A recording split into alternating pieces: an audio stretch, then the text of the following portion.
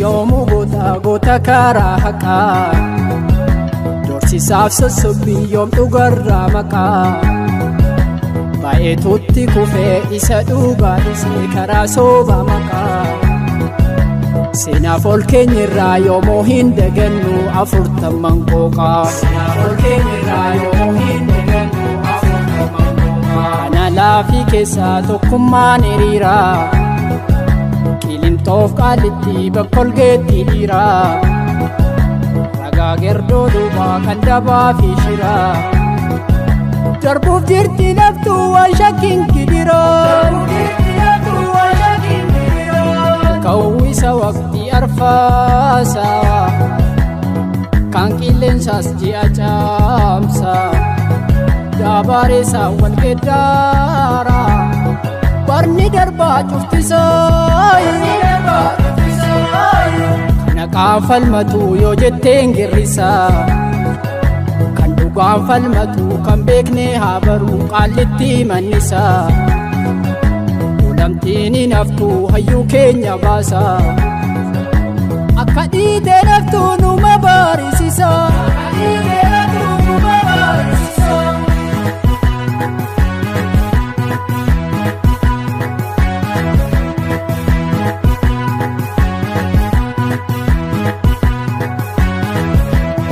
miilaan hin deemu ni loo'a marfata kaata jawweeni dhugaaf qabsoofta jedheetan bilisummaadhaan hawweeni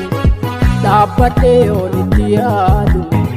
eedaasiniyyuu dawweedha dawwee yaa dawwee sittimnaan diddee sinte qawwee dawwee yaa dawwee sittimnaan diddee sinte qawwee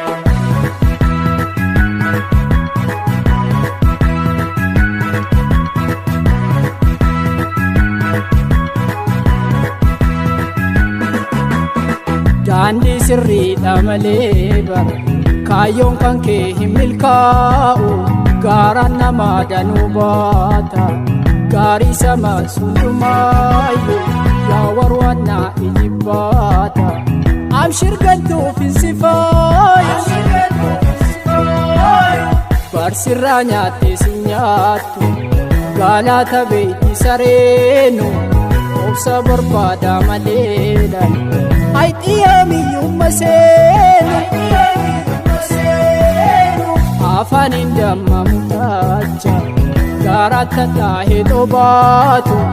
gabrummaadhaan federaara awwaanni ishee haa fagaatu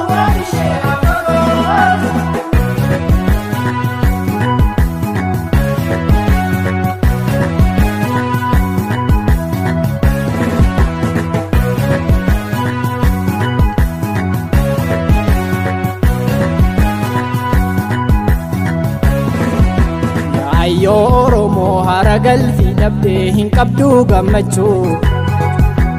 na qofaa miti kan si miidhaa jiru gantoota horachuu hidni koo barumaan ni jigaa dadhabee buqachuu hidni koo barumaan ni jigaa dadhabee buqachuu yaa kan waadaa fuutee sabarraa kaleessaa waadaa sillaatee gariin keenya duree kun qalliitti keessaa eenyuttiin ulattee amma suustee teessaa waan nu taane hundaa sila waa dhageessaa micciirama nyaatee acaluu hundeessaa micciirama nyaatee tokkichaa hundeessaa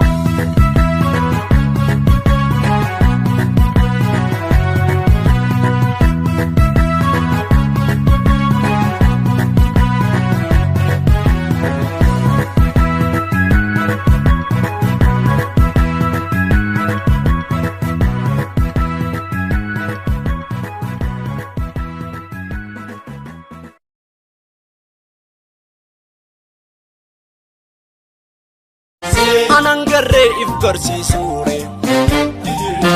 anan barree if barsiisuure didirriisee dhufa labsee.